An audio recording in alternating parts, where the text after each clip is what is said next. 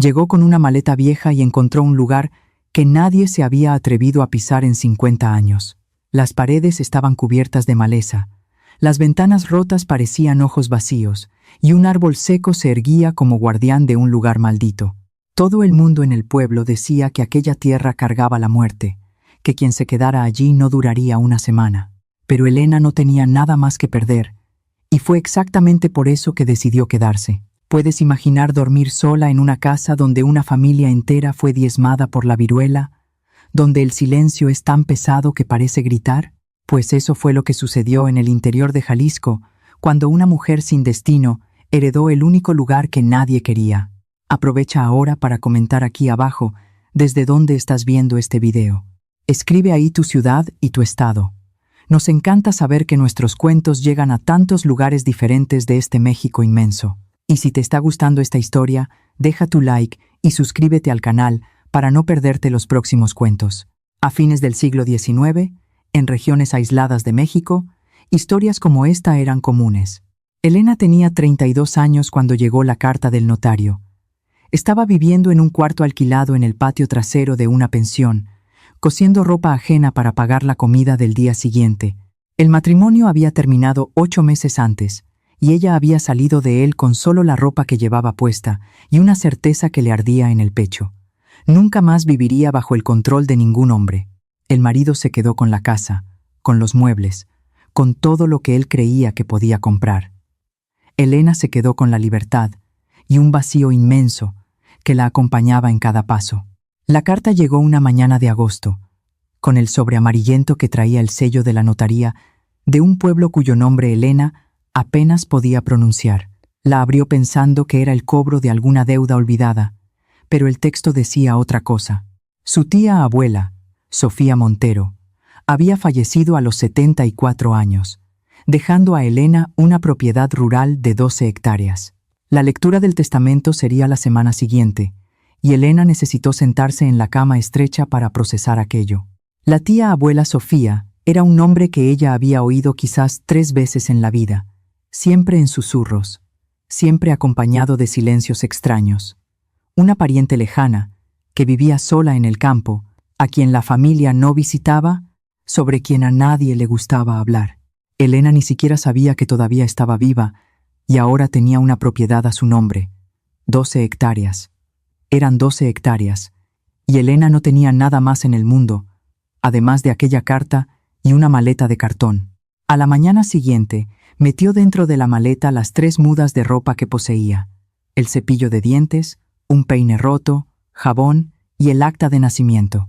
Su vida entera cabía en una maleta que no pesaba casi nada.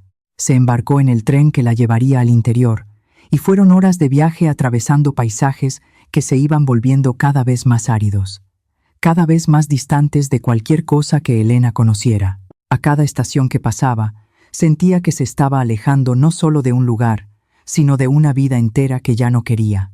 El pueblo era pequeño, polvoriento, con una calle principal de piedras irregulares y casas bajas de adobe que parecían haber brotado de la propia tierra. La iglesia blanca dominaba lo alto de una colina, y el silencio era quebrado solo por el viento caliente que barría la tierra seca. Elena bajó del tren con la maleta en la mano, y la gente la miraba con una curiosidad mal disimulada, como si supieran exactamente quién era y qué venía a hacer allí. Preguntó por la notaría, y un niño le señaló un edificio bajo al final de la calle. El notario, el señor Macedo, era un hombre de mediana edad, flaco como una rama seca, que la recibió con una expresión grave que no combinaba con el calor del día. La hizo sentar en una silla de madera y fue directo al grano, sin rodeos. La propiedad que doña Sofía había dejado estaba abandonada desde hacía 50 años. 50 años exactos desde que la viruela había barrido la región y matado a toda la familia que vivía allí. Doña Sofía, en ese entonces una joven de poco más de 20 años, había sido la única sobreviviente y había salido de aquel lugar jurando nunca más volver.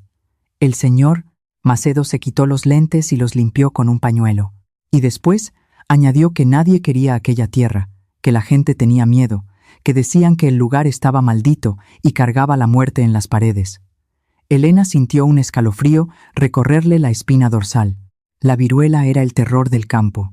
Mataba en días. Hacía que las personas sangraran por los ojos y deliraran de fiebre hasta la muerte. Y la casa había quedado allí, intacta, como una tumba abierta durante medio siglo. El señor.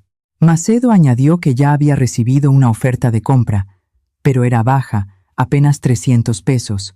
1, 2, 3, 4.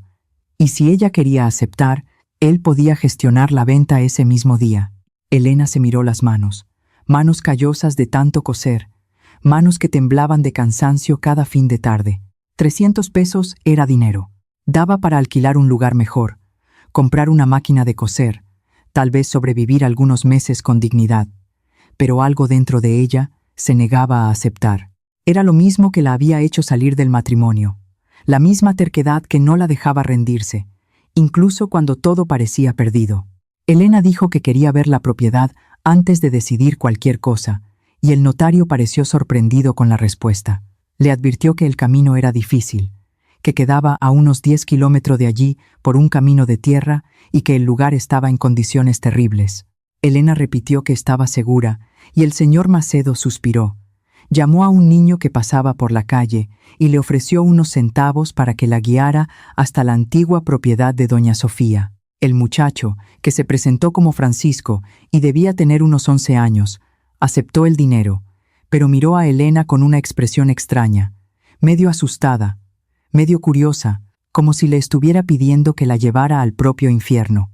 La caminata fue larga y silenciosa, con Francisco yendo delante con paso rápido de quien conocía cada piedra del camino. Ella venía detrás, cargando la maleta, sintiendo el sol inclemente quemarle la nuca, las sandalias levantando ampollas en los pies a cada kilómetro recorrido. El paisaje era de una belleza árida y dura, con cactos erigiéndose como centinelas, tierra agrietada extendiéndose hasta donde alcanzaba la vista, y el cielo de un azul profundo, violento, sin una sola nube para quebrar aquella inmensidad. Después de casi 2 horas de caminata, Francisco se detuvo y señaló hacia adelante, diciendo solo que era allí, y Elena miró y sintió el corazón encogerse dentro del pecho. La propiedad estaba escondida detrás de un matorral tan alto y denso que casi lo engullía todo. Un portón de madera podrida colgaba torcido, sujeto solo por una bisagra oxidada que parecía a punto de ceder. La cerca que debía delimitar el terreno había desaparecido en muchos puntos, devorada por la maleza, y al fondo, casi invisible entre arbustos salvajes y enredaderas que subían como serpientes, estaba la casa. Era una construcción antigua de adobe y ladrillo, con 2 ventanas al frente y una puerta principal al centro.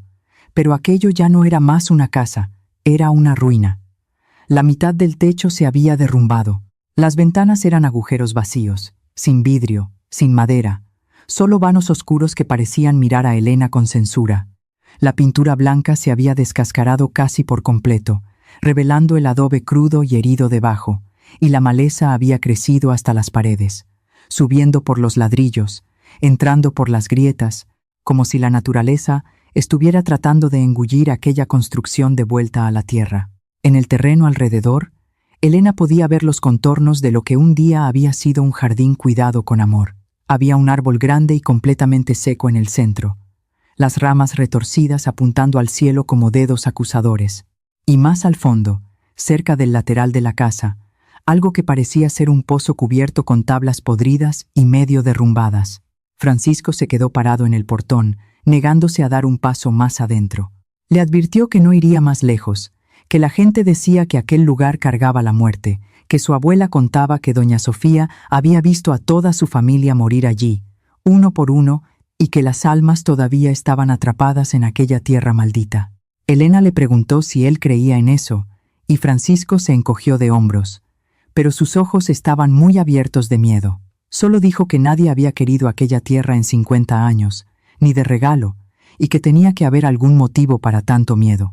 Elena le agradeció y despidió al muchacho, que salió casi corriendo por el camino de regreso, como si temiera que ella cambiara de idea y le pidiera que se quedara. Se quedó sola allí, frente al portón caído, sosteniendo su maleta de cartón, mirando la ruina que ahora era suya por derecho de herencia. El silencio era absoluto, pesado, no había pájaros cantando, No había viento, solo el calor sofocante y el peso de 50 años de abandono, que parecía tener sustancia física. Elena respiró hondo, sintiendo el aire caliente entrar en sus pulmones, y entonces empujó el portón. El portón rechinó con un sonido agudo que resonó como un grito en el silencio, y ella caminó despacio, por lo que un día había sido un camino de piedras, ahora casi invisible, bajo el pasto seco y las malas hierbas. El árbol muerto se erguía en el centro del terreno, como un monumento al olvido. Elena pasó junto a él, sintiendo un escalofrío, como si la sombra de aquel árbol cargara recuerdos de fiebre y agonía. La puerta de entrada estaba entreabierta, y la empujó con cuidado, la madera gimiendo y resistiéndose. Dentro, el olor era a moho, a madera podrida, a años y años de silencio que se había acumulado como polvo.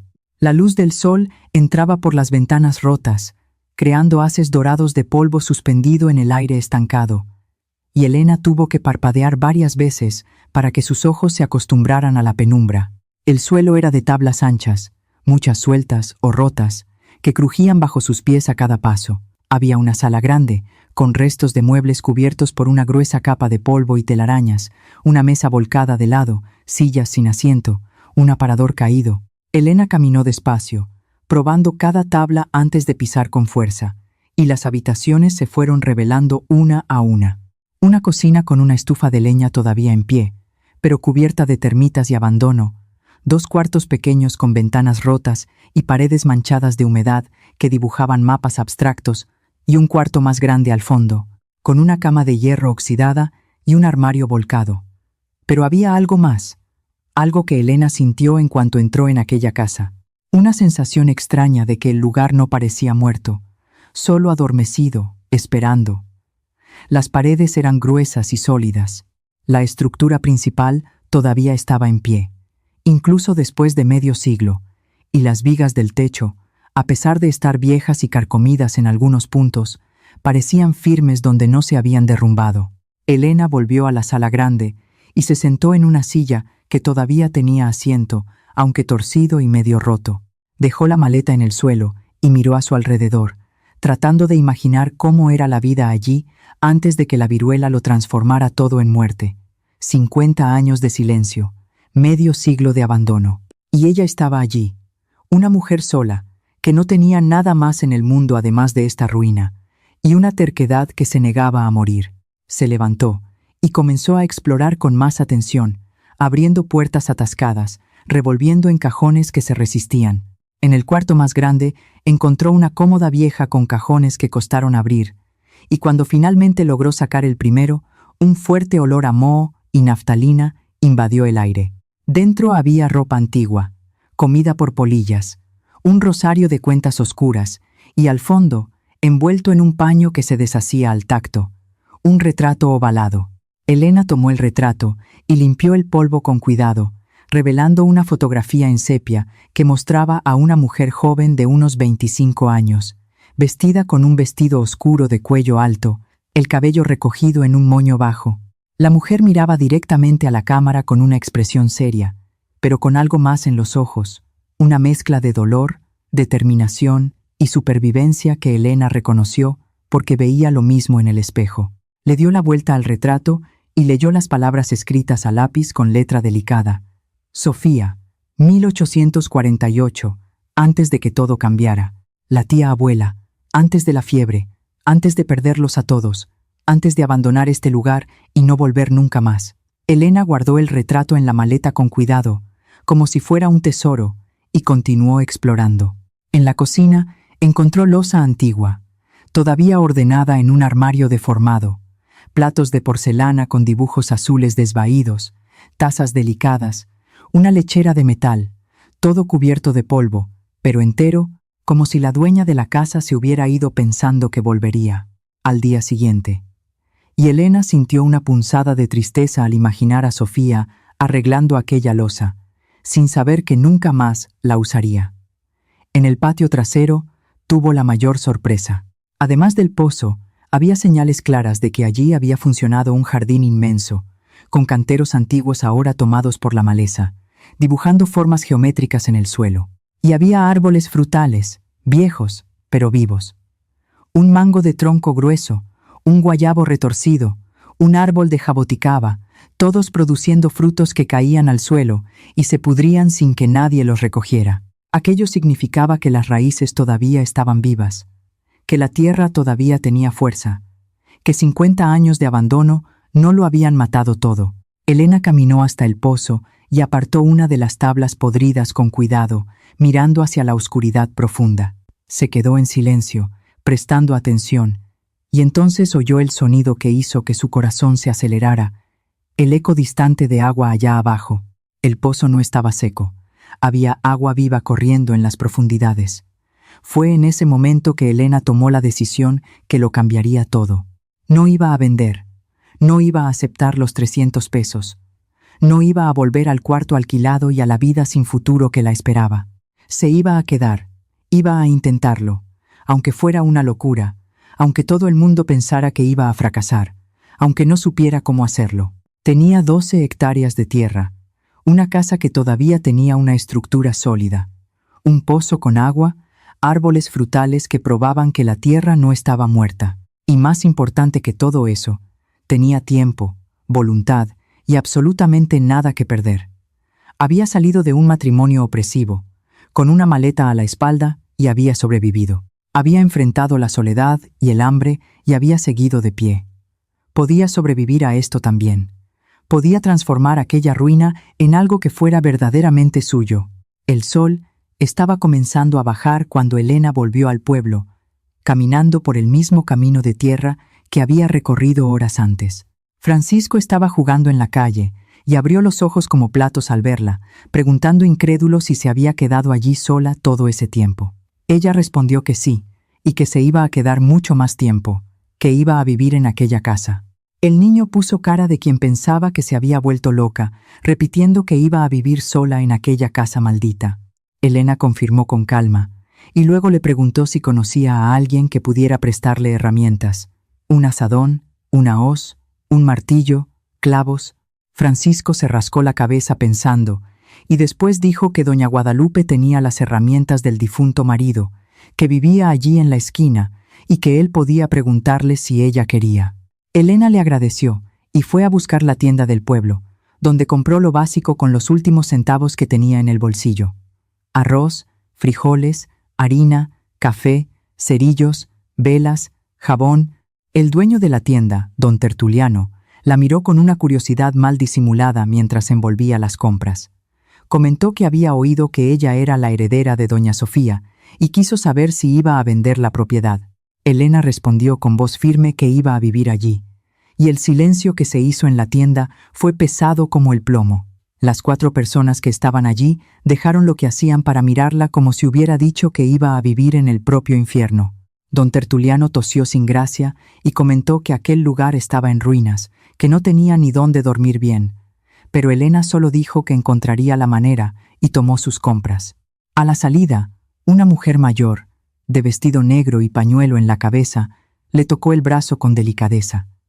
Era doña Guadalupe, y le dijo, con voz baja y preocupada, que no quería asustarla, pero que Elena necesitaba saber la verdad. Aquella tierra tenía una historia triste. Doña Sofía había visto a toda su familia morir en menos de una semana. La viruela no perdonaba a nadie. Sofía se había ido de allí, jurando que nunca más volvería, y había cumplido la promesa, quedándose 50 años en el pueblo sin volver a pisar aquella propiedad. Elena le preguntó si la mujer sabía por qué Sofía le había dejado la tierra a ella, y doña Guadalupe negó con la cabeza. Explicó que doña Sofía nunca hablaba de la familia. Vivía sola y callada, trabajando con hierbas y tés, ayudando a las mujeres del pueblo cuando se enfermaban, pero sin cobrar nada. Era una buena mujer, solo que muy sufrida. Y cuando supo que iba a morir, llamó al notario y le dijo que quería dejarle la tierra a la sobrina nieta que nunca había visto. Dijo que ella merecía una oportunidad. Una oportunidad. Elena sintió que algo cálido se encendía en su pecho al oír aquellas palabras. La tía, abuela Sofía, que había sobrevivido a lo peor, que lo había perdido todo y aún así había vivido 50 años más ayudando a otras personas, creía que Elena merecía una oportunidad de empezar de nuevo. y no la iba a desperdiciar. No iba a tirar lo que quizás fuera la única oportunidad real que tendría en la vida. Doña Guadalupe le ofreció prestarle las herramientas de su difunto marido y Elena aceptó con gratitud, prometiendo cuidar bien de cada pieza. Cuando volvió a la propiedad al final de la tarde, cargando las compras, el saco de herramientas y una determinación que no sabía que tenía, el sol se ponía naranja en el horizonte, pintando el paisaje árido de dorado. La casa apareció entre la maleza como una promesa silenciosa, y Elena entró sintiendo que estaba cruzando una frontera invisible, dejando atrás todo lo que había sido y abrazando todo lo que aún podía llegar a ser. Encendió una vela, que clavó en una botella vieja, y comenzó a trabajar de inmediato, sin dar tiempo a que apareciera el miedo o la duda. Primero barrió el cuarto más grande, quitando capas y capas de polvo, hojas secas, tierra, pequeños huesos de animales que habían muerto allí. Después limpió la cama de hierro como pudo, frotando hasta que el óxido cedió un poco, y encontró sábanas viejas en un cajón que sacudió hasta quitarle el olor a moho. Improvisó un colchón con la ropa que tenía en la maleta. Y no era cómodo, pero era suyo, conquistado con sus propias manos. Hizo fuego en la estufa de leña de la cocina, usando ramas secas que recogió en el patio, y le llevó 4 intentos hasta que logró encender las llamas. Pero cuando el fuego finalmente prendió y comenzó a crepitar, Elena sintió una pequeña victoria que la calentó más que las llamas. Cocinó arroz y frijoles en una olla vieja que encontró en el armario y comió sentada en el suelo de la cocina a la luz de una vela, oyendo los sonidos de la noche entrar por las ventanas rotas. Había grillos cantando afuera, el viento haciendo crujir los árboles, algún animal nocturno moviéndose en la maleza, y en el silencio entre los sonidos, Elena se dio cuenta de que, por primera vez en meses, no tenía miedo. Estaba cansada, sucia, sin saber lo que traería el mañana. Pero el miedo que la había acompañado durante tanto tiempo, finalmente se había ido. Lavó la loza con agua que había traído del pueblo en un balde, y después, con cuidado, fue hasta el pozo con un candil en la mano. Amarró el balde a una cuerda vieja que todavía estaba atada allí. Probó si la cuerda aguantaría el peso y bajó el balde hasta oír el ruido del agua allá abajo.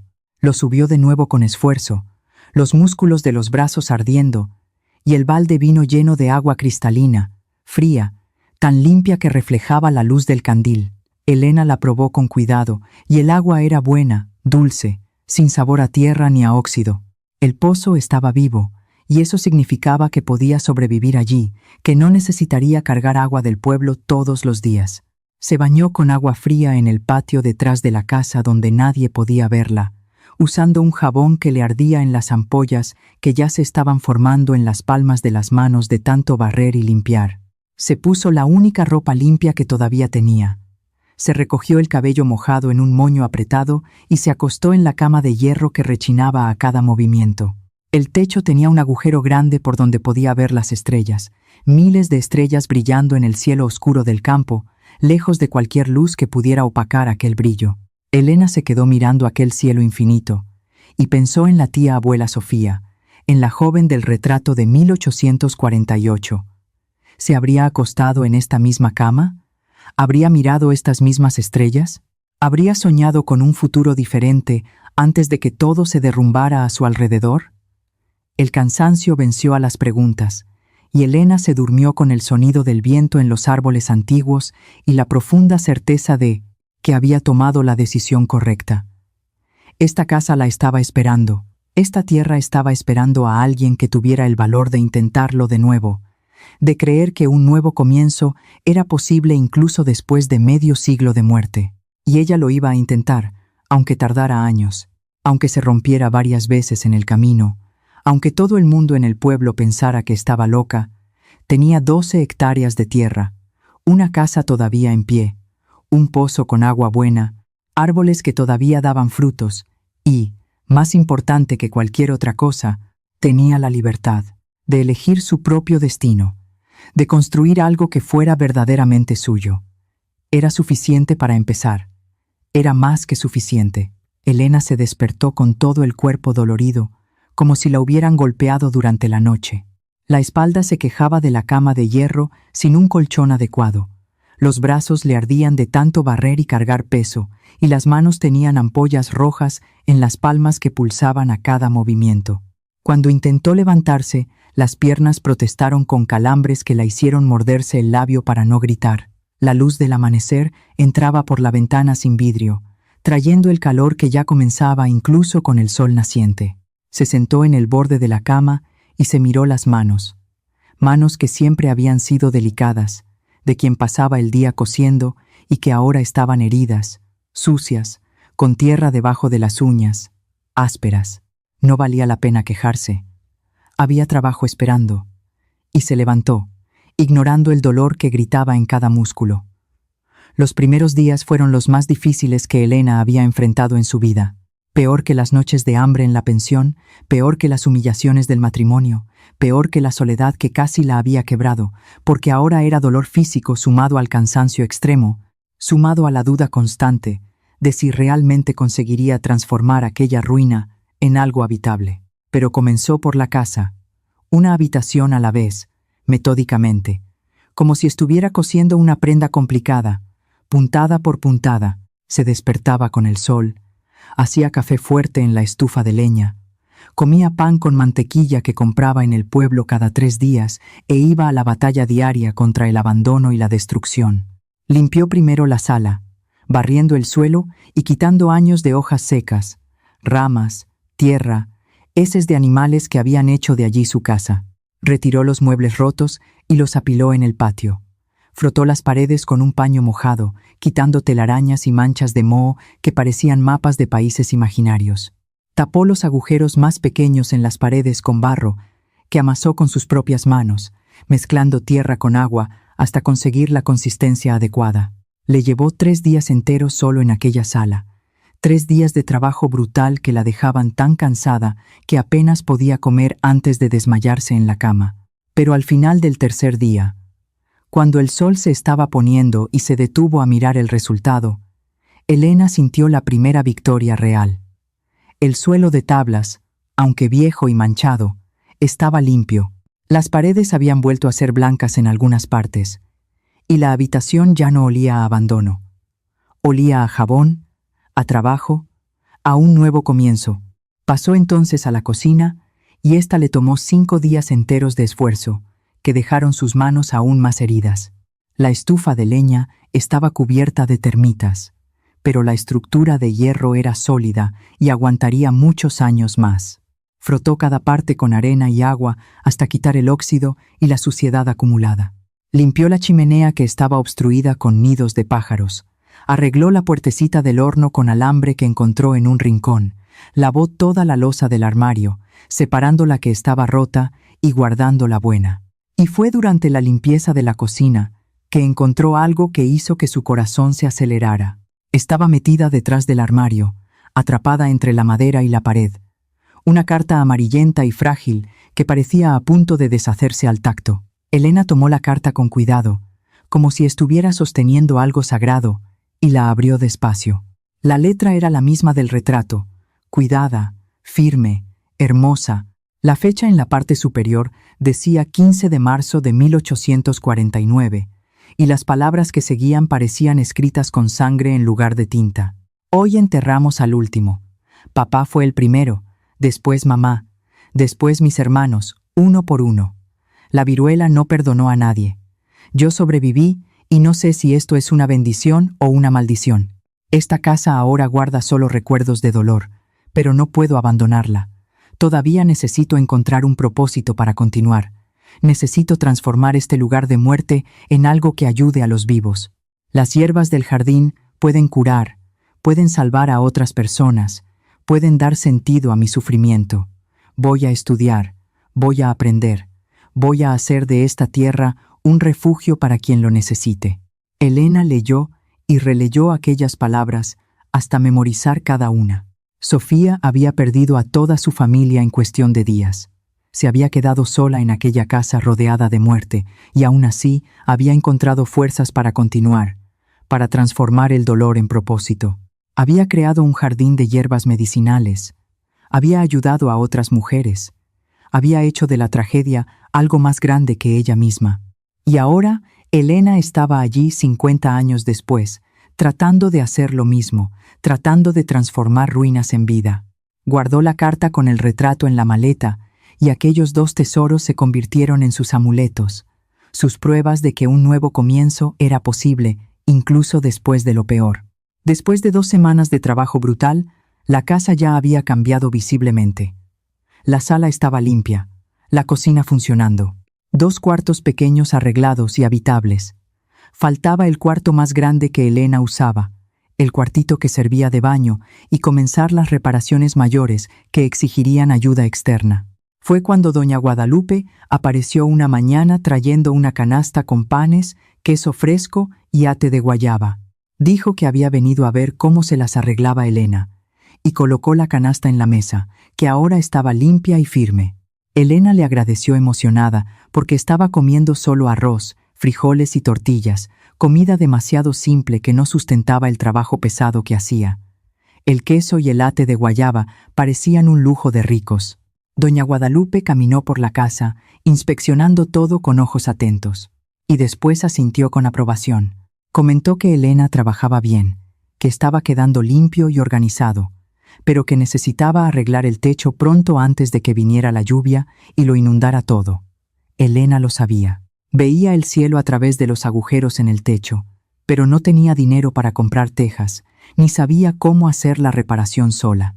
Doña Guadalupe entonces le contó sobre un herrero que vivía en el pueblo, un hombre llamado Tomás, viudo desde hacía unos 3 años, que era buen trabajador y honesto. Dijo que él podría echar un vistazo y hacer un presupuesto justo, y que tal vez aceptaría que le pagaran poco a poco o a cambio de algún servicio, ya que Elena sabía coser y él tenía necesidades que el dinero por sí solo no resolvía. Tomás Ferreira apareció 2 días después, llegando a pie por el camino de tierra con una bolsa de herramientas a la espalda. Elena estaba en el patio tratando de limpiar la maleza alrededor del pozo cuando oyó los pasos y se giró para ver a un hombre alto, de unos 30 y tantos años, hombros anchos de quien trabaja con las manos, cabello oscuro con algunos hilos plateados en las sienes.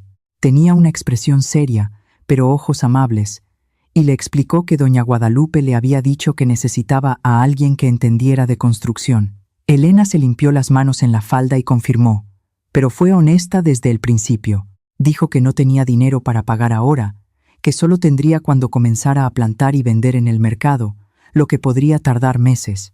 Tomás no respondió de inmediato. Solo caminó alrededor de la casa, evaluando todo con una mirada profesional. Probó las paredes, empujando con las manos. Entró y miró el techo por dentro, examinando las vigas. Después, subió a una escalera vieja que encontró apoyada e inspeccionó por fuera. Cuando bajó, se limpió las manos en el pantalón y miró a Elena con expresión seria. Explicó que la estructura estaba buena, que las vigas estaban firmes, pero que necesitaba unas 50 tejas nuevas, arreglar las vigas en 2 puntos y reforzar la cumbrera. Se podría hacer en 3 días de trabajo. También había visto que las ventanas no tenían marcos, y él podía hacer unos nuevos, más simples, pero que cerraran bien. Y la puerta de entrada necesitaba ser cambiada porque se caería con el primer viento fuerte. Elena le preguntó cuánto costaría todo aquello, sintiendo el estómago encogerse de ansiedad. Tomás se rascó la barba incipiente e hizo las cuentas en voz alta. Tejas y madera costarían unos 300 pesos, y su trabajo otros 200, 500 en total. Era mucho más de lo que Elena tenía. Era más de lo que podría juntar en meses. Lo admitió, con voz baja, que no tenía ese dinero, que solo tenía unos 50 pesos, que había gastado todo en comida y herramientas básicas. Tomás se quedó en silencio por un momento, mirándola. Después miró la casa de nuevo, la propiedad, la maleza que ella ya había comenzado a limpiar sola, el pozo que había destapado. Le preguntó si estaba viviendo allí sola, y Elena confirmó que sí, que hacía 2 semanas y que pretendía quedarse, que iba a hacer que aquella propiedad funcionara de nuevo, aunque le llevara años. Tomás asintió despacio, como si estuviera tomando una decisión importante, y entonces le contó que doña Guadalupe le había mencionado que Elena cosía bien. Explicó que tenía una hermana menor, Lucinda, que vivía con él desde que su esposa había muerto, y que necesitaba ropa nueva, porque la que tenía estaba demasiado rota y remendada. Si Elena le hacía 3 vestidos a Lucinda y 2 camisas para él, 5 prendas en total, él arreglaría el techo y las ventanas sin cobrar la mano de obra. Ella solo pagaría el material, los 300 pesos, y podía pagar a plazos, 50 por mes durante 6 meses. Elena sintió que los ojos se le llenaban de lágrimas porque era la primera vez desde que había llegado que alguien le ofrecía ayuda real, sin esperar que fracasara, sin juzgar su decisión de quedarse en aquel lugar maldito. Aceptó la propuesta con voz entrecortada, agradeciéndole de corazón, y Tomás esbozó una media sonrisa que transformó su rostro serio en algo más suave. Dijo que volvería al día siguiente con las telas, hilos, botones y las medidas de Lucinda anotadas en un papel, y que comenzaría el trabajo en el techo 2 días después. Se fue caminando por el mismo camino de tierra, y Elena se quedó parada viéndolo alejarse, sintiendo algo cálido en el pecho que no podía nombrar bien. No era atracción todavía, no, era más un reconocimiento, una sensación de que había encontrado a alguien que entendía lo que era reconstruir la propia vida. Ladrillo por ladrillo, Tomás volvió como lo había prometido, trayendo telas de algodón en colores sobrios, hilos resistentes, botones de madera y las medidas de Lucinda anotadas con una letra cuidada. Elena lo tomó todo como si fuera un tesoro, porque hacía meses que no cosía y extrañaba aquel trabajo que siempre había sido su refugio. 2 días después, él comenzó a trabajar en el techo, llegando temprano con las herramientas y el material, subiendo con cuidado a las vigas viejas. Pasaba el día trabajando allá arriba. Elena continuaba limpiando y organizando abajo, oyendo el sonido del martillo y la sierra, que significaba progreso, que significaba que la casa estaba siendo salvada. Tomás era silencioso, eficiente, cuidadoso, no desperdiciaba material, no holgazaneaba, trabajaba con la dedicación de quien respeta su propio oficio y entiende el valor de cada clavo. A la hora del almuerzo, Elena preparaba comida para 2, y al principio se la ofreció con vergüenza, pensando que la rechazaría, porque los hombres solían ser demasiado orgullosos para aceptar comida de una mujer que apenas podía mantenerse. Pero Tomás aceptó agradecido, se sentó en la mesa limpia de la sala y comió en un silencio respetuoso, sin hacer preguntas invasivas ni comentarios sobre la decisión de Elena de vivir sola en aquel lugar. Fue durante esos almuerzos que comenzaron a conversar, poco al principio, frases cortas sobre el trabajo y el clima, pero poco a poco las historias fueron saliendo naturalmente. Tomás contó que había enviudado hacía 3 años, que su esposa había muerto de parto, tratando de dar a luz a su primer hijo, y que los había perdido a los 2 a la vez, esposa y bebé. Había pensado en renunciar a todo en aquellos primeros meses de dolor, pero tenía a su hermana menor que cuidar. Lucinda tenía solo 15 años en ese entonces, y no tenía a nadie más en el mundo, además de él. Así que había seguido trabajando en la forja, arreglando herramientas, haciendo el papel de padre y hermano como podía. El dolor todavía estaba allí, admitió, pero había aprendido a vivir con él. Había aprendido que la vida continúa incluso cuando uno cree que no puede dar un paso más. Elena lo escuchó, y sintió una conexión profunda porque entendía exactamente lo que él quería decir. Le contó sobre su matrimonio, sobre 8 años viviendo con un hombre que controlaba cada centavo, cada paso, cada respiro, que la hacía sentir que no valía nada, que era solo un objeto que él poseía. Cuando finalmente había reunido el valor para irse, se había ido sin nada, pero se había ido libre y ahora estaba allí tratando de reconstruir no solo una casa, sino su propia vida, su propia identidad, que había sido aplastada durante tanto tiempo. Tomás la escuchó sin interrumpir, sin juzgar, solo asintiendo de vez en cuando, y después dijo algo simple, pero que tocó profundamente el corazón de Elena. Dijo que el valor no era no tener miedo, era continuar a pesar del miedo, y que ella era una de las personas más valientes que conocía. Tomás terminó el techo en 3 días exactos, como lo había prometido. Las tejas nuevas brillaban bajo el sol de la tarde, rojas y perfectas, y la casa ya no tenía agujeros en el techo. Las ventanas ganaron marcos simples pero eficientes, de madera bien trabajada, que abrían y cerraban bien, y la puerta de entrada fue cambiada por una de madera maciza que Tomás hizo con esmero, tallando incluso algunos detalles discretos en los bordes. Cuando bajó de la escalera por última vez, guardando las herramientas en la bolsa, Elena entró en la casa y se quedó parada en medio de la sala, simplemente mirando a su alrededor. Parecía otra casa. Parecía que había vuelto a tener dignidad, que había vuelto a ser un hogar de verdad y no solo una ruina embrujada.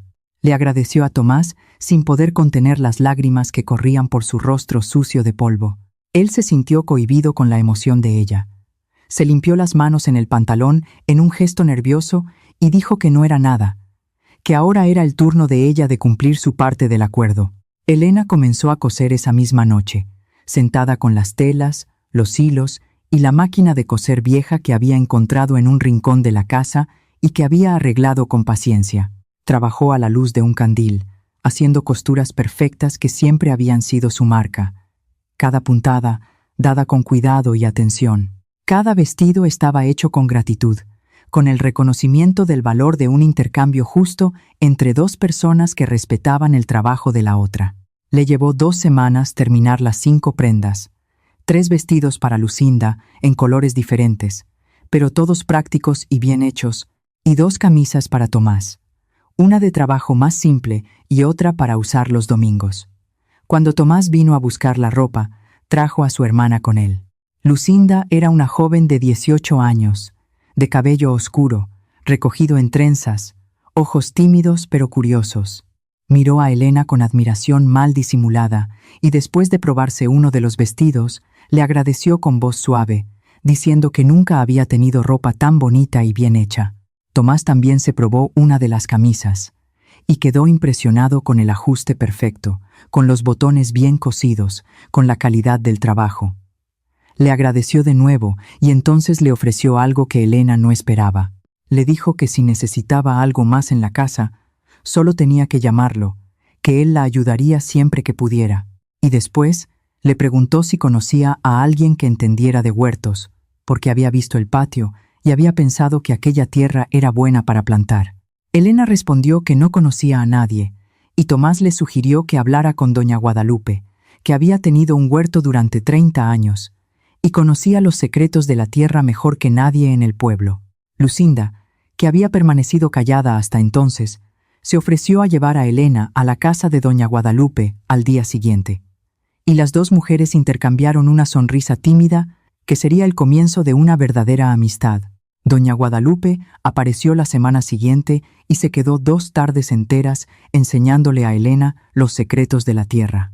Le mostró cómo preparar los canteros, qué tipo de tierra mezclar para cada cultivo, cuánta agua usar sin desperdiciar, qué plantar primero para tener una cosecha rápida, cilantro, cebollín, lechuga, tomate, pimiento, cultivos que crecían rápido y se podían vender en el mercado.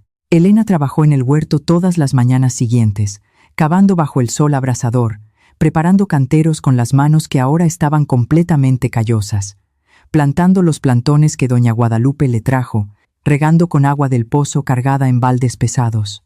El trabajo era duro, brutal. Dejaba su cuerpo dolorido y exhausto, pero había algo profundamente satisfactorio en ver la tierra respondiendo al cuidado. 3 semanas después de plantar, las primeras hojitas verdes aparecieron en los canteros y Elena se quedó mirando aquellos brotes minúsculos como si fueran milagros. Y eran milagros, pequeñas señales de vida brotando de la tierra que había estado muerta durante 50 años. Pruebas concretas de que un nuevo comienzo era real, de que la transformación era posible. Cilantro brotando en líneas verdes perfectas, cebollín creciendo fuerte, lechuga formando pequeñas y hermosas cabezas. Elena pasaba parte de las tardes simplemente mirando el huerto, sintiendo una satisfacción que nunca había experimentado en toda su vida, una sensación de estar construyendo algo verdadero con sus propias manos. Fue en este período de creciente esperanza que apareció el primer obstáculo real. Un hombre llegó a la propiedad una tarde calurosa, montado en un buen caballo, con un sombrero de fieltro en la cabeza y ropa de quien tenía dinero. Se presentó como Evaristo Campos, dueño del almacén más grande del pueblo, y dijo que había oído que Elena era la nueva dueña de la propiedad. Se bajó del caballo sin ser invitado y caminó por el terreno con ojos evaluadores, notando el techo arreglado, las ventanas nuevas, el huerto comenzando. Después se volvió hacia Elena y fue directo al grano, sin rodeos. Dijo que tenía interés en comprar la propiedad, que hacía tiempo que quería aquella tierra y que ofrecía 400 pesos, mucho más que el valor de mercado, considerando el estado en que se encontraba cuando Elena llegó. Elena sintió algo helado, recorrerle la espina dorsal, una sensación de peligro que no podía explicar bien. Respondió con voz firme que la propiedad no estaba en venta, que iba a vivir allí y a trabajar la tierra. Evaristo sonrió, pero no fue una sonrisa amigable. Fue la sonrisa de quien está acostumbrado a conseguir lo que quiere y no acepta un no como respuesta. Comentó que ella estaba haciendo mejoras, que era admirable, pero que trabajar la tierra sola no era un juego, y menos para una mujer sin experiencia. Habría sequía, habría plagas, habría 1000 dificultades, y sería más sensato aceptar una buena oferta mientras la tuviera. Elena repitió que no quería vender, que la tierra no estaba en venta por ningún precio, y Evaristo dejó de sonreír. Se puso el sombrero de nuevo en la cabeza y montó a caballo con movimientos bruscos que denotaban irritación. Antes de irse, le advirtió que se arrepentiría de esa decisión, que cuando la realidad la golpeara y se diera cuenta de que no podía con ello, ya no le ofrecería 400, serían 300 o menos. Después, salió galopando por el camino de tierra, dejando una nube de polvo atrás. Elena se quedó parada viéndolo alejarse, el corazón latiéndole fuerte en el pecho. Se había hecho un enemigo. Había rechazado a alguien que claramente estaba acostumbrado a tener poder en el pueblo, pero no podía ceder.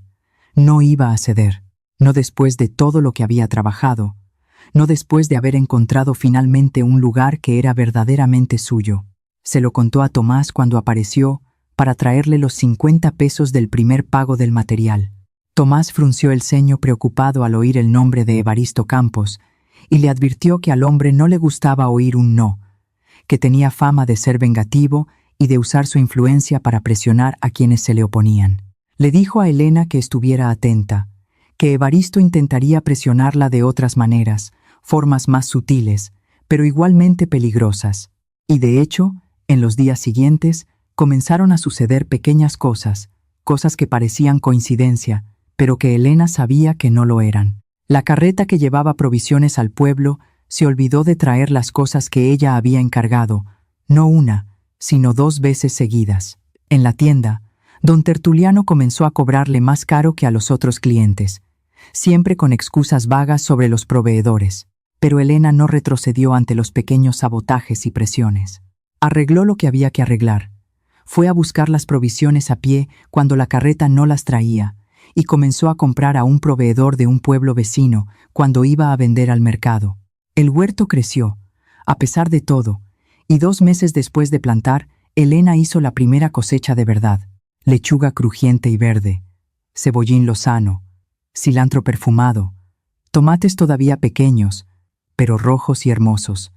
Se despertó antes del amanecer, cosechó todo con cuidado para no dañar las hojas, lo acomodó en una canasta forrada con un paño limpio y se fue a pie hasta el mercado del pueblo.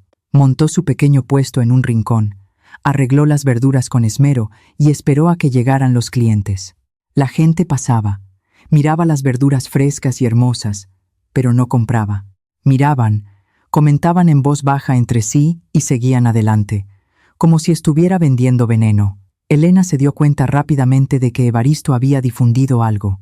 Había presionado a la gente, había usado su influencia para intentar aislarla por completo. Se quedó allí parada, viendo pasar cliente tras cliente sin comprar nada, sintiendo la frustración apretarle la garganta, pero negándose a rendirse. Fue doña Guadalupe quien compró primero, llegando con pasos decididos y diciendo en voz alta para que todo el mundo oyera que aquella lechuga estaba hermosa, que se notaba que había sido cuidada con cariño y que se llevaría 3.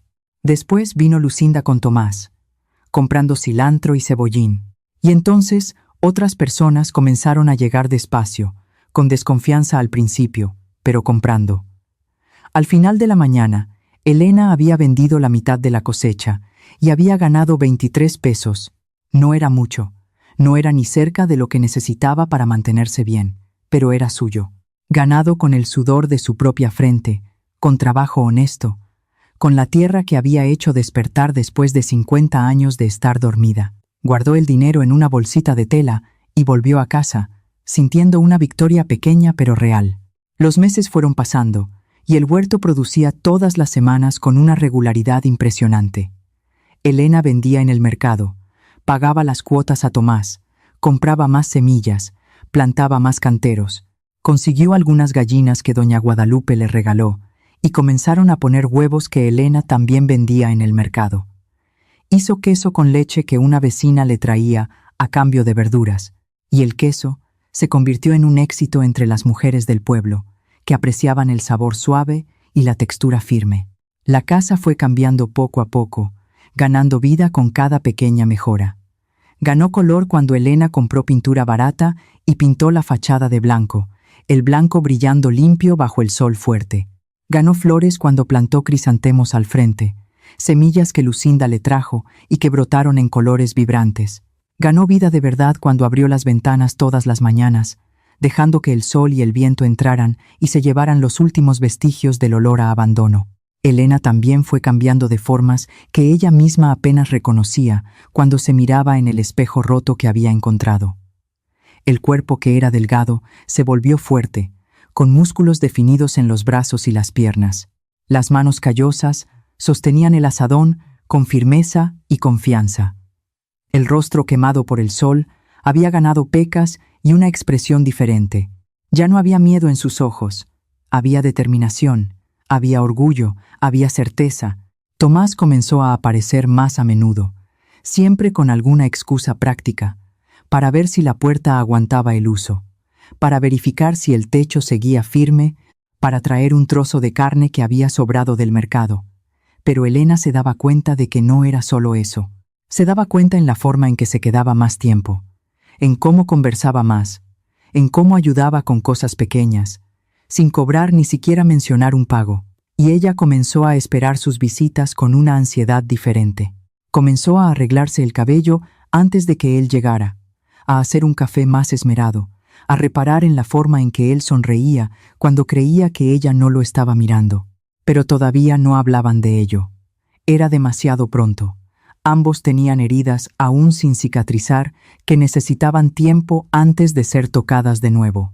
Fue una tarde de sábado, cuando Elena volvía del mercado con la canasta vacía y el corazón ligero, porque lo había vendido todo, que decidió explorar la parte del patio que todavía no había limpiado bien. Era una zona en la parte trasera, escondida detrás de la casa, cubierta por una densa maleza que había evitado hasta entonces, porque parecía más difícil de limpiar. Pero ahora, con la casa restaurada y el huerto produciendo, quería expandirse, quería usar cada pedazo de aquella tierra. Tomó la hoz y comenzó a cortar la maleza, trabajando despacio, porque la vegetación estaba entrelazada de forma complicada. Le llevó casi 2 horas abrir un camino, y fue entonces cuando vio algo que hizo que su corazón se acelerara. Había canteros allí, canteros antiguos, pero todavía visibles bajo la maleza, dispuestos en forma circular alrededor de un área central. Y había plantas, no plantas comunes, sino hierbas diferentes, algunas que Elena reconoció y otras que nunca había visto: ruda, romero, hierbabuena, boldo, zacate limón, toronjil, y otras que no sabía nombrar, pero que exhalaban perfumes fuertes y medicinales. 5, 6, 7, 8, 9. El jardín de hierbas de Sofía, el jardín que había mencionado en la carta, estaba allí, olvidado, pero no muerto. Algunas hierbas habían sobrevivido solas durante 50 años, creciendo salvajes, extendiéndose, esperando que alguien volviera a cuidarlas. Elena limpió aquella área con un cuidado reverente, como si estuviera desenterrando algo sagrado. Cortó la maleza de alrededor, definió los canteros de nuevo, identificó las hierbas que todavía vivían, y entonces, en el centro del jardín circular, encontró algo que la hizo caer de rodillas. Era una pequeña construcción de piedra medio escondida por la vegetación, que parecía un banco o un altar bajo. Elena limpió las piedras y vio que había algo esculpido en ellas. Letras gastadas por el tiempo, pero aún legibles. Para aquellos que sufren, que estas hierbas traigan alivio. Para aquellas que necesitan refugio, que esta tierra sea abrigo. Sofía, 1850. Las lágrimas corrieron por el rostro de Elena sin que pudiera controlarlas. Sofía había construido aquello un año después de la tragedia, un año después de perder a toda su familia. Había transformado su dolor en propósito, había creado un jardín de sanación, un lugar de refugio para otras mujeres. Y ahora Elena estaba allí, descubriendo ese legado, entendiendo finalmente por qué Sofía le había dejado la tierra a ella. No era solo una herencia de tierra y piedras, era una herencia de propósito, era la responsabilidad de continuar algo más grande que ambas. Elena se quedó allí sentada durante mucho tiempo, con las manos sucias de tierra, rodeada de las hierbas antiguas, sintiendo la presencia de Sofía como si estuviera allí, aprobando, bendiciendo, pasando la estafeta. Cuando volvió a casa, ya era casi de noche, y encontró a Tomás esperando en el portón. Le explicó que había venido a traerle unas tejas extras que habían sobrado por precaución y se había preocupado al no encontrarla. Elena estaba tan emocionada con el descubrimiento que las palabras salieron en un torrente, contándole sobre el jardín de hierbas, sobre la inscripción en la piedra, sobre el legado de Sofía. Tomás la escuchó con atención y después le pidió ver el jardín. Ella lo llevó hasta allí, y él quedó impresionado con la extensión y la organización, incluso después de medio siglo abandonado. Comentó que aquellas hierbas valían oro, que muchas personas en el pueblo y en los alrededores pagaban bien por remedios naturales, especialmente las mujeres que no tenían dinero para un médico. Fue en ese momento, parados en medio del jardín circular, mientras el sol se ponía pintando el cielo de naranja y morado, que algo cambió entre ellos. Tomás miró a Elena de una manera diferente, con una intensidad que ella sintió en el pecho, y le dijo que era extraordinaria, que estaba haciendo algo que nadie creía posible, que estaba honrando la memoria de Sofía, de una forma que iba más allá de restaurar la propiedad. Elena sintió que el rostro se le calentaba y respondió que no era extraordinaria, solo era demasiado terca para rendirse. Pero Tomás negó con la cabeza. Dijo que la terquedad sin valor no llevaba a ninguna parte y que ella tenía ambas cosas en abundancia. Hubo un momento de silencio cargado, los dos mirándose en el crepúsculo, rodeados por el perfume de las hierbas medicinales. Tomás dio un paso hacia adelante, vacilante, y Elena no retrocedió.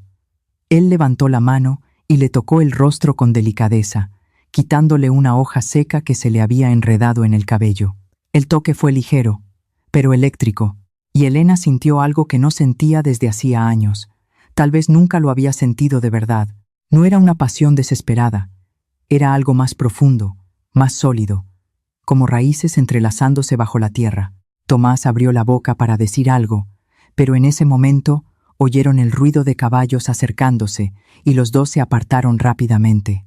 Eran 3 hombres montados, y aún en la luz tenue del atardecer, Elena reconoció al líder, Evaristo Campos, acompañado de 2 matones que trabajaban para él en el almacén. Entraron en la propiedad sin pedir permiso, los caballos pisoteando la hierba que Elena había cuidado con tanto esmero. Evaristo se bajó y caminó directamente hasta donde estaban, en el jardín de hierbas, y miró a su alrededor con una expresión de desprecio mal disimulado. Comentó que Elena estaba haciendo aún más mejoras, que había descubierto el viejo jardín de doña Sofía y que eso aumentaba el valor de la propiedad. Entonces, hizo una nueva oferta, 500 pesos, valor final, para ser aceptado esa misma noche. Elena sintió que la ira le hervía en el pecho, pero mantuvo la voz firme y tranquila. Repitió que la propiedad no estaba en venta, que no la vendería por 500, por 1000, por ningún precio, que aquella tierra era suya y seguiría siéndolo. Evaristo perdió la sonrisa falsa que mantenía, y su expresión se volvió dura, amenazadora. Dijo que estaba cometiendo un error, que estaba siendo demasiado terca, que una mujer sola no podía mantener una propiedad funcionando, que era cuestión de tiempo hasta que se arruinara y viniera a implorarle que se la comprara. Tomás dio un paso al frente, interponiéndose entre Evaristo y Elena, y dijo con voz baja pero firme que ella no estaba sola, que tenía amigos, que tenía una comunidad, y que sería mejor que Evaristo se fuera antes de que la situación se pusiera desagradable. Evaristo miró a Tomás con un odio mal contenido y luego escupió en el suelo cerca de sus pies, un gesto de falta de respeto deliberada. Advirtió que se arrepentirían, que tenía formas de conseguir lo que quería, y que cuando llegara el momento no habría más ofertas. Simplemente tomaría lo que era suyo por derecho. Montó a caballo y se fue con sus matones. Pero antes de irse, uno de ellos derribó a propósito una cerca que Elena había arreglado la semana anterior. Fue una advertencia clara, una demostración de que podían causar daño cuando quisieran y que no pararían hasta conseguir lo que querían. Después de que se fueron, Elena sintió que las piernas le flaqueaban y tuvo que sentarse en el suelo del jardín. Tomás se sentó a su lado y se quedaron allí en silencio por un tiempo, procesando la amenaza. Después dijo que necesitaban tener cuidado, que Evaristo era peligroso cuando se le contradecía, que ya había arruinado a otras personas que se le habían opuesto. Pero también dijo que Elena no estaba sola en esto, que él la ayudaría, que estaría atento, que movilizaría a otras personas para proteger la propiedad si fuera necesario. Ella le agradeció con voz entrecortada y luego, impulsivamente, le tomó la mano y la sujetó con fuerza. Tomás correspondió al apretón y se quedaron allí sentados, tomados de la mano, mientras la noche caía por completo y las estrellas comenzaban a aparecer. En los días siguientes, las cosas empeoraron. La cerca que había sido derribada fue solo el comienzo. Algunas de las gallinas de Elena desaparecieron durante la noche, probablemente robadas. El agua del pozo amaneció sucia una mañana, con tierra y hojas arrojadas a propósito, y Elena tuvo que pasar todo el día limpiándolo. Parte del huerto fue pisoteado, no por animales, sino por botas pesadas que dejaron marcas claras en el suelo. Eran ataques calculados, hechos para cansar, para desmoralizar, para hacer que Elena se rindiera, sin que hubiera pruebas claras de quién lo estaba haciendo. Pero ella no se rindió. Arregló la cerca de nuevo, esta vez reforzándola con estacas más gruesas. Encerró a las gallinas restantes en un gallinero improvisado que Tomás le ayudó a construir. Limpió el pozo y lo cubrió con una tapa pesada que requería fuerza para abrirse. Replantó los canteros destruidos, trabajando bajo el sol abrasador, con una determinación que rayaba en la terquedad. A cada sabotaje, ella reconstruía más fuerte, más preparada, y la gente del pueblo comenzó a darse cuenta de lo que estaba sucediendo. Comenzaron a hablar entre sí sobre el valor de aquella mujer que se negaba a ser intimidada. Lucinda comenzó a pasar más tiempo en la propiedad, ayudando a Elena con el huerto y aprendiendo sobre las hierbas medicinales que ahora estaban limpias y organizadas. Las dos mujeres desarrollaron una amistad verdadera, con Lucinda admirando la independencia de Elena y Elena apreciando la dulzura y la inteligencia de la joven. Doña Guadalupe también aparecía con frecuencia, trayendo comida, ofreciendo consejos y asegurándose de comprar en el puesto de Elena en el mercado cada semana, siempre hablando en voz alta sobre la calidad de los productos para que otros la oyeran. El huerto continuó produciendo y Elena comenzó a vender también las hierbas medicinales, haciendo bolsitas de té de cada tipo y explicando a las mujeres cómo usarlos. El té de boldo para problemas del hígado, el de manzanilla para calmar, el de hierbabuena para la digestión, el de zacate limón para la fiebre. Las mujeres compraban, probaban y volvían a comprar más, impresionadas con la eficacia. Algunas comenzaron a buscar a Elena para pedirle consejos sobre dolencias, y ella compartía lo que estaba aprendiendo, estudiando los papeles antiguos de Sofía que había encontrado guardados en una caja de madera en el armario. Fue durante una de esas búsquedas, de más papeles de Sofía, que Elena encontró la última carta, escondida dentro de un viejo libro de recetas caseras. La carta era diferente de las otras, más larga, más personal, escrita en 1899, pocos meses antes de que Sofía muriera. En ella, Sofía contaba su historia completa por primera vez. Contaba sobre la viruela que había matado a toda su familia en una semana de horror.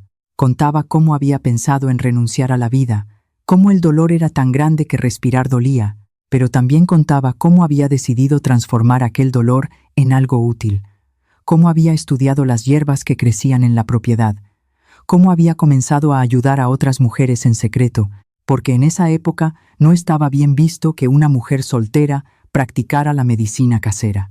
La carta terminaba con una petición directa y conmovedora. Si alguien algún día encuentra estas palabras, le pido que continúe lo que comencé.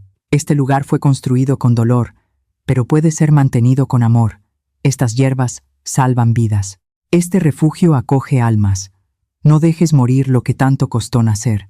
Pásalo adelante, como me hubiera gustado haberlo hecho, pero no tuve tiempo.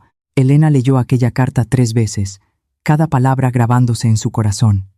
Sofía no le había dejado la propiedad por casualidad, se la había dejado porque sabía, de alguna manera, que Elena necesitaba aquel lugar tanto como el lugar la necesitaba a ella. Un ciclo, una continuación, un legado que necesitaba ser honrado, y Elena entendió en aquel momento cuál era su verdadero propósito allí.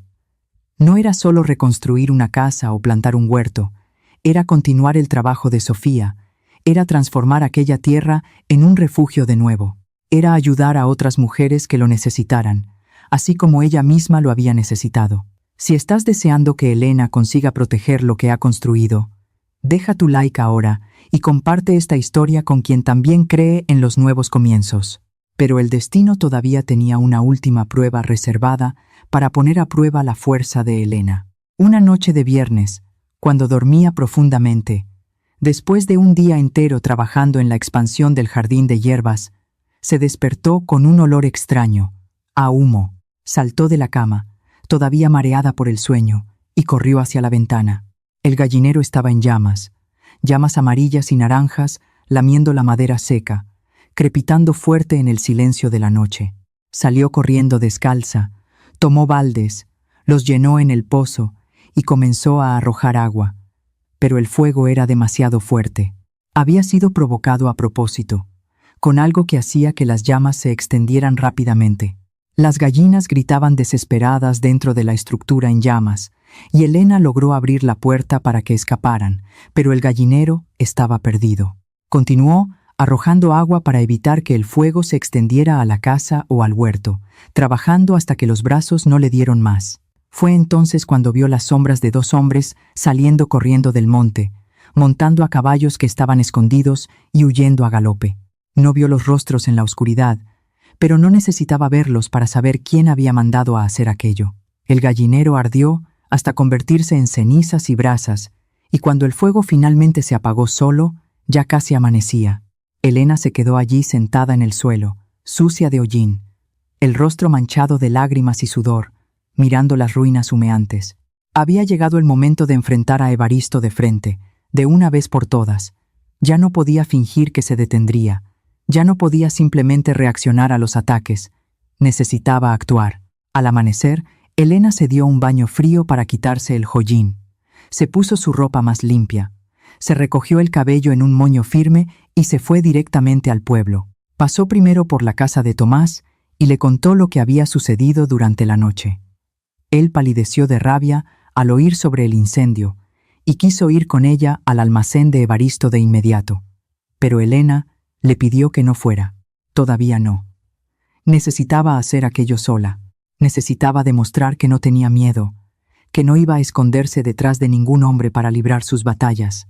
A Tomás no le gustó, pero respetó su decisión, solo haciéndola prometer que si había algún problema, alguna amenaza real, gritaría, y él estaría lo suficientemente cerca para oírla. Llegó al almacén de Evaristo cuando él estaba abriendo las puertas y entró con pasos firmes que resonaron en el suelo de madera. Evaristo la miró con una sorpresa mal disimulada, claramente sin esperar verla allí después de lo que había sucedido durante la noche. Había pensado que el incendio finalmente quebraría su resistencia, que vendría a implorar que le vendiera la propiedad, pero la expresión en el rostro de Elena no era de derrota, era de una determinación furiosa. Se detuvo frente al mostrador y dijo con una voz que no temblaba, que sabía que él había mandado quemar el gallinero, que había visto a sus hombres huir y que aquello era un delito, que iba a denunciarlo a las autoridades. Evaristo se rió. Una risa sin humor que sonó como un ladrido. Respondió que ella no tenía ninguna prueba, que haber visto sombras en la oscuridad no probaba nada, y que ninguna autoridad le creería a una mujer sola contra un hombre de respeto como él. Después, se inclinó sobre el mostrador, acercándose peligrosamente a ella, y dijo, con voz baja y amenazadora, que el incendio había sido solo una advertencia, que podían pasar cosas peores, que la próxima vez podría ser la casa entera, y que sería mucho más sensato que aceptara su oferta mientras todavía tenía algo que vender. Elena no retrocedió ni un centímetro, solo lo miró directamente a los ojos y respondió que podía quemarlo todo, podía destruirlo todo, pero mientras ella estuviera viva, aquella tierra sería suya y que tendría que matarla para quitársela. El silencio que siguió fue pesado como el plomo. Evaristo se puso rojo de rabia, pero antes de que pudiera responder, la puerta del almacén se abrió y doña Guadalupe entró, seguida por Lucinda, y después por otras 3 mujeres del pueblo. Habían visto a Elena entrar en el almacén y habían venido detrás, sabiendo que algo estaba pasando. Doña Guadalupe caminó hasta el mostrador y dijo en voz alta para que todo el mundo oyera que el gallinero de Elena había sido quemado durante la noche, que había sido un acto criminal y que todo el mundo en el pueblo sabía quién estaba detrás de aquello. Evaristo intentó negarlo, pero las mujeres no le dieron espacio. Comenzaron a hablar todas al mismo tiempo, contando sobre las presiones que él ejercía, sobre cómo manipulaba los precios, sobre cómo usaba su posición para perjudicar a quienes se le oponían. Fue entonces cuando el señor Macedo, el notario, entró en el almacén. Él también había oído la conmoción y venía a investigar. Y cuando entendió lo que estaba pasando, su expresión se puso seria. Dijo que quemar una propiedad ajena era un delito grave, que incluso sin pruebas directas, el patrón de intimidación era claro, y que él, como oficial de la ley, tenía la obligación de reportar aquello a las autoridades competentes. Evaristo intentó argumentar, intentó usar su influencia, pero por primera vez estaba acorralado, rodeado de testigos, de personas que ya no tenían miedo de hablar en su contra. La comunidad, especialmente las mujeres que Elena había ayudado con las hierbas medicinales, se había levantado en su defensa. El señor Macedo dijo que convocaría una audiencia pública para discutir el caso, que llamaría al juez del distrito, y que, hasta entonces, Evaristo debería mantenerse alejado de la propiedad de Elena bajo pena de arresto inmediato. Evaristo salió del almacén furioso, empujando a la gente en su camino, pero por primera vez, desde que había comenzado su campaña de intimidación, había perdido. Elena se quedó allí parada, rodeada por las mujeres del pueblo, y sintió algo cálido y poderoso en el pecho. No estaba sola, nunca había estado realmente sola. Tenía una comunidad, tenía personas que creían en ella, que la apoyaban, que estaban dispuestas a luchar a su lado. En los días siguientes, mientras esperaba la audiencia pública, Elena trabajó más duro que nunca. Construyó un gallinero nuevo con madera que Tomás le trajo, más grande y más seguro que el anterior. Compró gallinas nuevas con el dinero que había guardado de las ventas en el mercado y en una semana tenía un pequeño lote produciendo huevos de nuevo. Expandió el huerto, plantando más variedades, aprovechando la buena tierra que había descubierto en la parte trasera de la propiedad, y dedicó un tiempo especial al jardín de hierbas, estudiando las propiedades de cada planta, tomando notas, como lo había hecho Sofía décadas antes, aprendiendo a preparar tés, ungüentos y compresas. Las mujeres del pueblo comenzaron a buscarla con más frecuencia, pidiendo ayuda para diversas dolencias.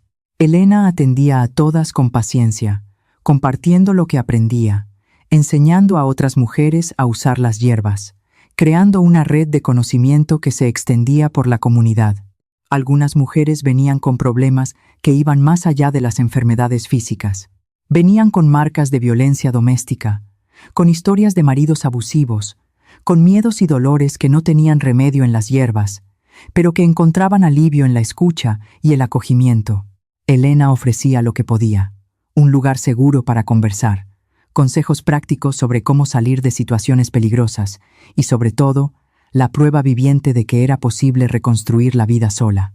La audiencia pública tuvo lugar 3 semanas después del incendio en la iglesia del pueblo, porque era el único lugar lo suficientemente grande para acomodar a todos los que quisieron ir. El juez del distrito vino especialmente para escuchar el caso. Un hombre de mediana edad, de expresión severa pero ojos justos. Evaristo estaba allí con su abogado, vestido con ropa cara, confiado en que su posición y su dinero harían la diferencia. Elena estaba del otro lado, vestida con sencillez, pero rodeada de doña Guadalupe, Lucinda, Tomás y al menos otras 20 personas del pueblo que habían venido a apoyarla. El juez escuchó primero a Evaristo, quien negó todas las acusaciones. Dijo que era un hombre honesto, que nunca había hecho nada en contra de Elena, que las acusaciones eran infundadas y motivadas por la envidia de su éxito. Después escuchó a Elena, quien contó todo desde el principio, desde la primera oferta de compra hasta el incendio, describiendo cada sabotaje, cada amenaza, cada presión. Y entonces el juez llamó a los testigos, y una por una, las personas del pueblo pasaron al frente a contar lo que sabían. Doña Guadalupe contó sobre las presiones que Evaristo ejercía sobre los comerciantes. Don Tertuliano, el dueño de la tienda, admitió avergonzado que le había cobrado más caro a Elena porque Evaristo lo había amenazado con dejar de comprarle. Otras personas contaron historias similares, creando un patrón claro de abuso de poder. El juez lo escuchó todo en silencio, tomando notas, y al final llamó al señor Macedo para que testificara sobre la ley y los derechos de propiedad. Después pidió un receso para deliberar. Salió de la iglesia y volvió media hora después con la decisión. Dijo que, aunque no había pruebas directas de que Evaristo hubiera ordenado el incendio, había una clara evidencia de intimidación sistemática, abuso de posición económica e intento de forzar la venta de una propiedad a través de la coacción. Todo eso era ilegal y punible. La sentencia fue clara. Evaristo debía pagarle a Elena una indemnización de 500 pesos por los daños causados. Se le prohibió acercarse a su propiedad o hacer cualquier tipo de contacto, y cualquier nuevo intento de intimidación resultaría en arresto inmediato. El silencio en la iglesia fue roto por los aplausos, principalmente de las mujeres presentes. Evaristo se puso rojo de humillación y rabia, pero no podía hacer nada contra una orden judicial. Salió de la iglesia sin mirar a nadie, y Elena se quedó allí, rodeada de las personas que la apoyaban, sintiendo lágrimas de alivio correr por su rostro. Había vencido, no con violencia, no cediendo, sino con la fuerza de la verdad, con el apoyo de la comunidad, con el valor de no rendirse incluso cuando todo parecía perdido. Con los 500 pesos de la indemnización, Elena hizo mejoras aún mayores en la propiedad. Construyó un gallinero permanente de ladrillos, compró 20 gallinas de buena estirpe, expandió el huerto al doble de su tamaño e invirtió en el jardín de hierbas medicinales, haciendo canteros organizados e identificados, construyendo un pequeño invernadero para proteger las plantas más delicadas. La casa ganó muebles nuevos, simples pero cómodos, comprados en el mercado o hechos por Tomás en su taller. Ganó cortinas en las ventanas, alfombras en el suelo, estantes llenos de frascos con hierbas secas. Ganó vida en cada rincón, en cada detalle que Elena añadía con cariño y cuidado. Los meses fueron pasando y la propiedad se fue transformando por completo. Lo que había sido una ruina cubierta de maleza se convirtió en un lugar próspero y hermoso. La casa pintada de blanco brillaba limpia bajo el sol. Las ventanas siempre abiertas dejaban entrar la luz y el aire fresco, y flores de todos los colores crecían en los canteros del frente. El huerto producía todo el año, proporcionando verduras frescas para el mercado y para consumo propio. Las gallinas escarbaban felices en el patio, poniendo huevos grandes y saludables, y el jardín de hierbas se había vuelto famoso en la región, con mujeres que venían de pueblos vecinos para comprar los tés y ungüentos de Elena. Y Elena también cambió de formas profundas y permanentes. El cuerpo delgado había ganado curvas saludables de quien come bien y trabaja duro. Las manos callosas manejaban las herramientas con una habilidad que parecía innata. El rostro quemado por el sol tenía pecas y arrugas de expresión alrededor de los ojos de tanto sonreír, y en sus ojos había algo que no estaba allí cuando llegó con solo una maleta. Había paz, había orgullo, Había la certeza de quien sabía exactamente quién era y de lo que era capaz. Tomás y Elena se habían vuelto más cercanos a lo largo de aquellos meses de lucha y transformación. Él aparecía casi todos los días, siempre ayudando con algo, siempre quedándose para el café de la tarde, siempre demorándose un poco más antes de irse. Y una tarde de diciembre, casi un año después de que Elena hubiera llegado, finalmente le dijo lo que ambos ya sabían desde hacía meses. Dijo que le gustaba, que la admiraba más que a cualquier persona que conociera, que se despertaba pensando en ella y se dormía pensando en ella, y que quería estar a su lado, no solo como amigo, sino como compañero de vida.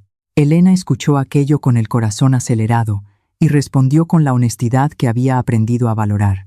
Dijo que a ella también le gustaba, que había aprendido a confiar en él de una forma que ya no creía posible después del matrimonio destructivo que había vivido, pero también dijo que tenía miedo. Miedo de perder la independencia que tanto le había costado conquistar. Miedo de volver a ser la mujer apagada que había sido. Tomás le tomó las manos y le dijo que lo entendía perfectamente, que no quería que cambiara nada, que la amaba exactamente como era, fuerte, independiente, terca, libre. Quería construir juntos, no dominar. Quería ser un compañero, no un dueño. Se besaron allí, en medio del jardín de hierbas, rodeados por el perfume de romero y lavanda, con el sol de la tarde pintándolo todo de dorado. Fue un beso suave, lleno de promesas, de respeto, de un amor que había crecido lentamente, como las plantas a su alrededor, echando raíces profundas antes de florecer. No fue una pasión desesperada, fue algo más duradero, más real, más sólido. Fue el tipo de amor que se construye, ladrillo por ladrillo, día tras día, con paciencia y cuidado. No se casaron de inmediato, no tenían prisa. Tomás siguió viviendo en su casa con Lucinda, pero pasaba la mayor parte del tiempo en la propiedad de Elena, ayudando con el trabajo pesado, arreglando lo que se rompía, construyendo cosas nuevas. Y poco a poco fue quedando claro que habían construido no solo una relación, sino una verdadera sociedad. Lucinda también se convirtió en parte de aquella vida, viniendo a ayudar en el huerto, aprendiendo sobre las hierbas medicinales, convirtiéndose en una especie de hermana menor para Elena. Fue una tarde de marzo, exactamente un año después de que Elena llegara por primera vez, que estaba en el patio cosechando hierbas cuando vio a una mujer parada en el portón. Era una joven de unos 25 años, demasiado delgada, con los ojos asustados, una pequeña maleta en la mano. Elena reconoció aquella expresión de inmediato. Había visto lo mismo en el espejo un año antes. La joven le preguntó tímidamente si aquella era la propiedad donde vivía la mujer de las hierbas, si era verdad que ayudaba a las personas que no tenían a dónde ir. Elena sintió que los ojos se le llenaban de lágrimas al entender lo que estaba sucediendo. Abrió el portón por completo y le dijo a la joven que entrara. Le preguntó su nombre.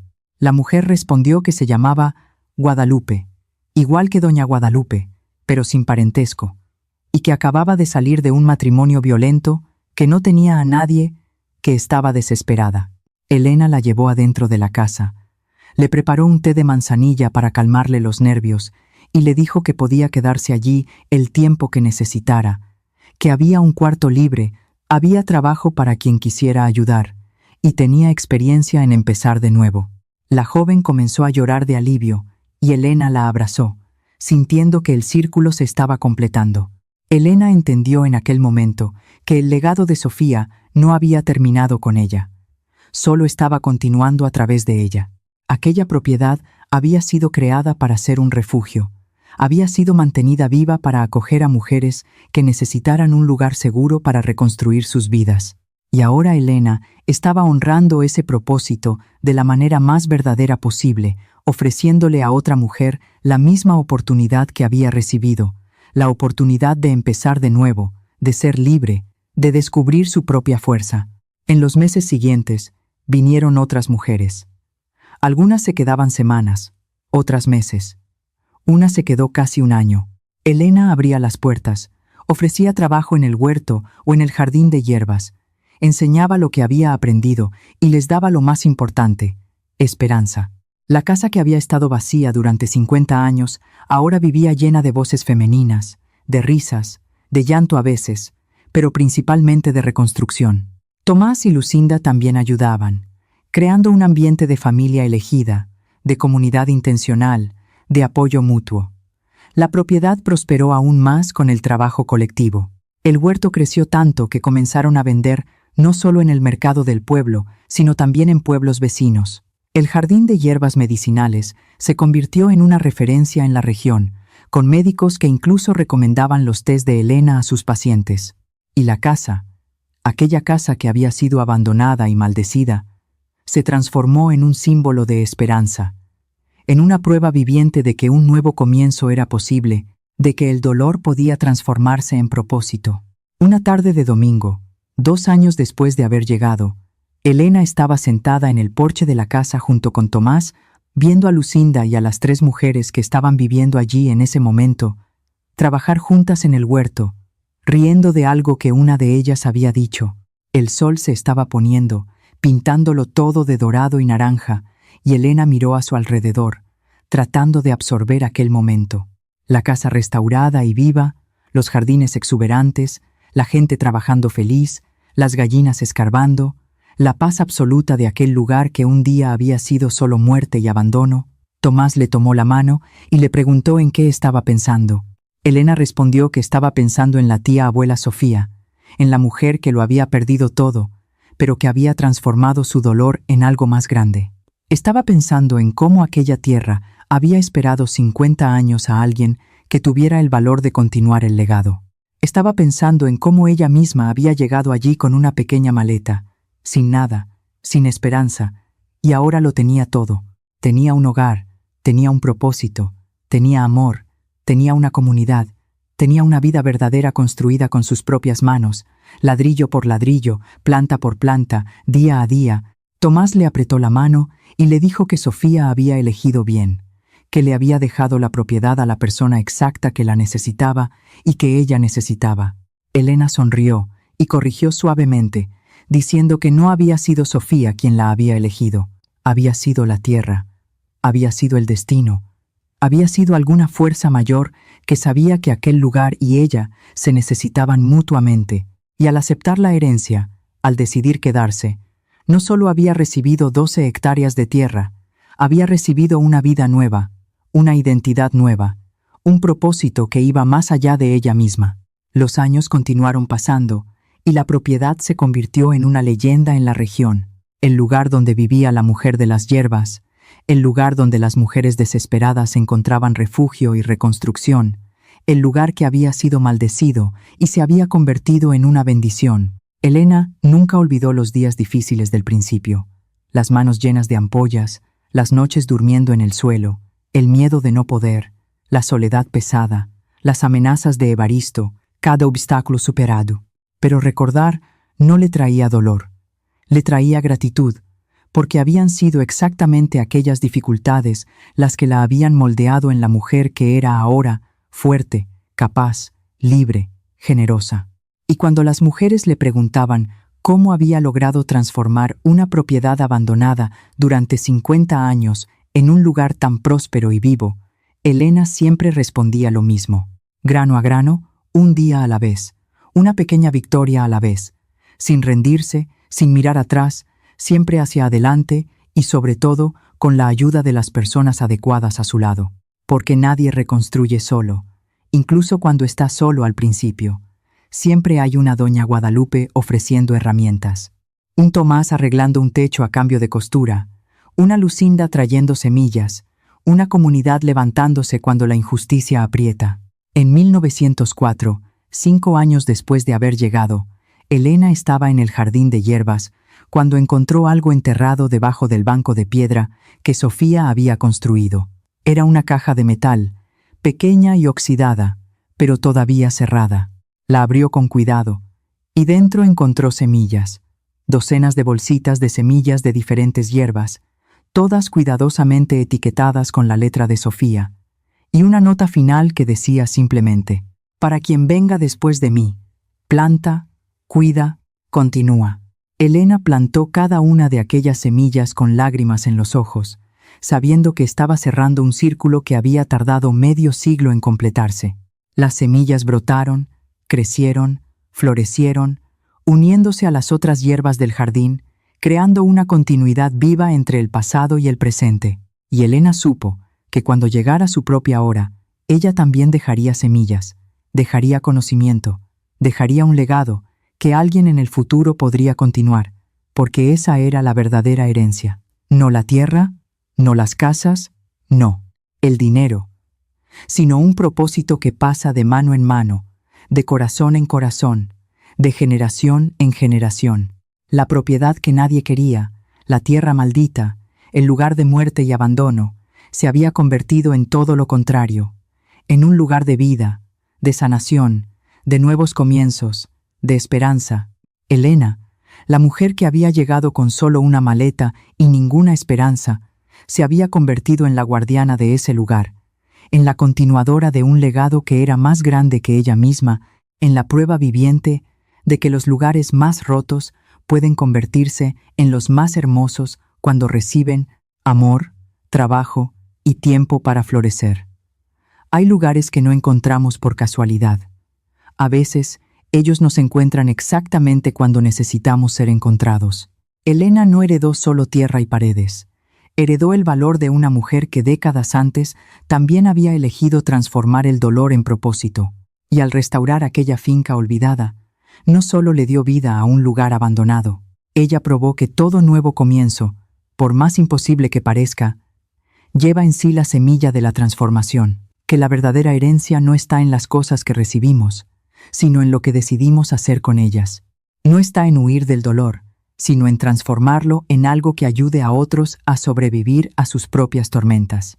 Y, sobre todo, está en entender que nunca estamos tan solos como pensamos, que siempre hay una comunidad esperando para apoyar a quien tiene el valor de intentar, de persistir, de no rendirse, incluso cuando todo parece perdido. Elena construyó mucho más que una casa o un huerto. Construyó un legado de fuerza femenina, de resistencia silenciosa, de nuevos comienzos posibles.